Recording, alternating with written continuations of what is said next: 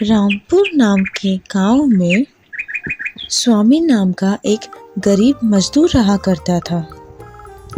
कुछ साल पहले तक वो गांव के एक साहूकार के घर में नौकर का काम किया करता था, मगर अब वो साहूकार शहर में रहने लगा और यही कारण है कि स्वामी को मजदूरी करने के लिए जाना पड़ता था। अरे ओ स्वामी, तू रहता झोपड़ी में है लेकिन बात साहूकार वाली करता है। अरे भाई, तुम भी उल्लू ही हो। अरे मैं धन से गरीब हूँ, मन से थोड़ी ना हूँ।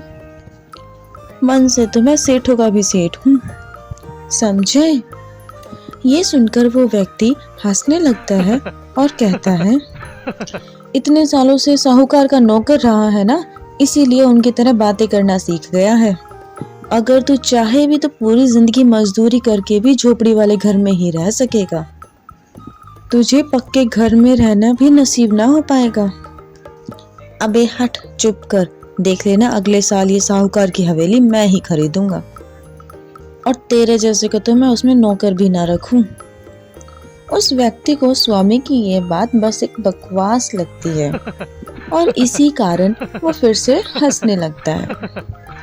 मगर फिर कुछ दिनों बाद साहूकार स्वामी के घर आता है। अरे स्वामी, तुमने इतने सालों हमारी सेवा करी और उसके बाद भी तुम झोपड़ी में रह रहे हो, तो और कहाँ रहूं मालिक। अरे स्वामी, हमारी हवेली खाली तो पड़ी है, तुम उसी में रह लो। अगर तुम उसमें रहोगे तो उसकी साफ सफाई भी होती रहेगी। ठीक है मालिक, जैसी आपकी आज्ञा। उसी दिन से स्वामी अपने परिवार के साथ साहूकार के घर रहने लगा। फिर अगली सुबह, सुनिए जी, आपके मालिक जैसा आलसी मैंने नहीं देखा। क्यों, क्या हुआ? तुम्हें कौन से हल जुतवाने थे मेरे मालिक से? अरे चुप करो जी, खेत में हल चलाते तो तुम नहीं अच्छे लगते हो बस। मैं तो कुछ और ही कह रही थी।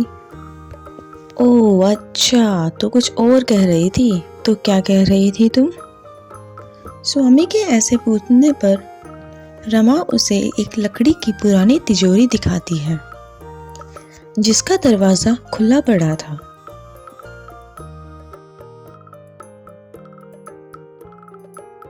ये देखो आपके मालिक का आलसीपन।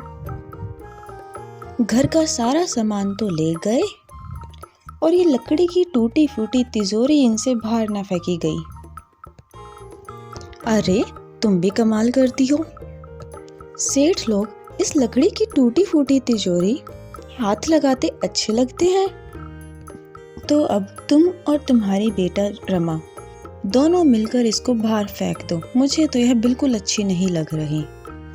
तभी वहाँ स्वामी की बेटी रमा आ जाती है और वहाँ आकर कहती है, अरे अम्मा, ये तो सेठ की कोई खानदानी तिजोरी लगती है, इसे बाहर क्यों फेंकती हो?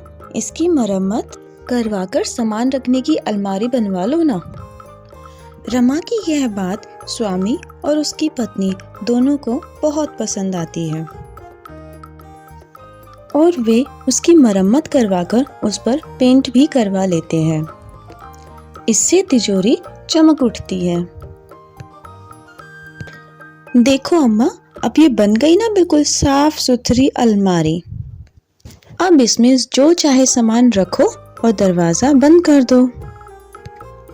ठीक है, ये ले, कुछ प्लेट्स रख दे इसमें। मगर जैसे ही रमा उस अलमारी को वो प्लेट रखने के लिए खोलती है, तभी अलमारी से आवाज आती है, अरे बंदरिया की मौसी, क्या कर रही है? मैं तेरी अलमारी नहीं हूँ, तिजोरी हूँ, तिजोरी। रखना है तो अपने पैसे और जेवर रखो, वरना फुट पर को। पर सामान रख देंगे तो क्या हो जाएगा? अरे तेरा दिमाग है कि सड़ेला आम? इतना भी नहीं समझता, इससे तिजोरी का इंसल्ट हो जाएगा। ये इंसल्ट क्या होता है जी? इंसल्ट मतलब बेइज्जती अम्मा। तो अब हम इसका बिल्कुल भी बेइज्जती नहीं करेंगे बेटी। मैं इसमें अपने सारे जेवर और रुपए रख देती हूँ। अब तो खुश रहेगी ना तू? हाँ हाँ, क्यों नहीं, बल्ले बल्ले हो जाऊंगी।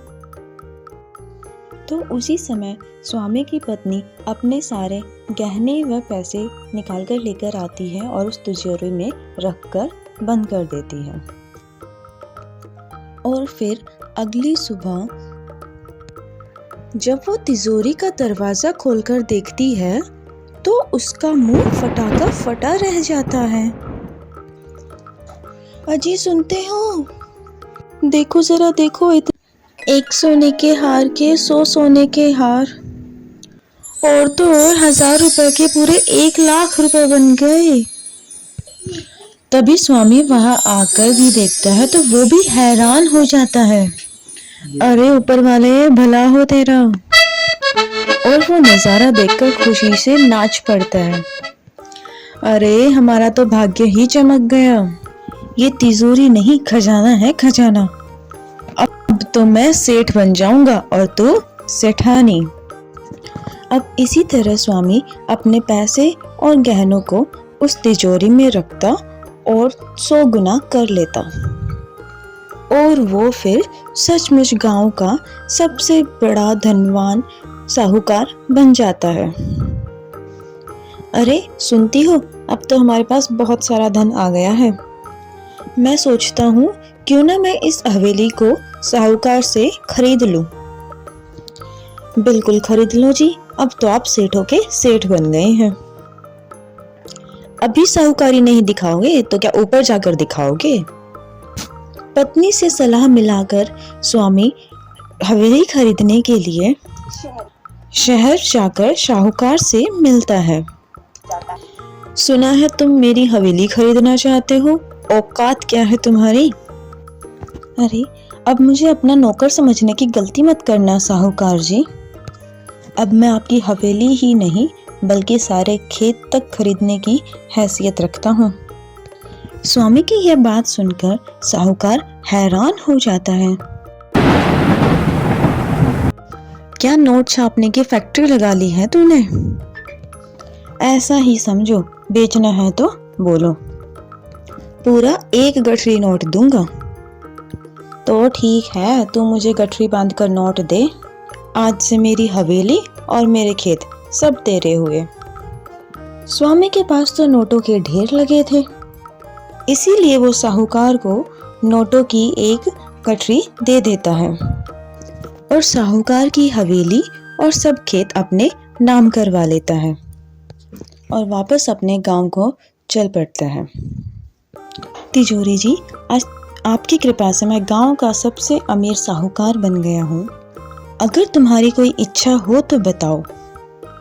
स्वामी, तू तो घोचू है, खुजली वाले गधे का बाप है। अरे फटीचर, तू इतना भी नहीं जानता। देने वाला लेने वाले से कुछ नहीं लेता। मूर्ख, तू मुझसे चाहे जितना ले ले, लेकिन घमंड मत करना और गरीबों की खूब मदद करना। ये तो मैं कर दूंगा, और ना करेगा तो फिर से तुझे मजदूरी पर ला दूंगी।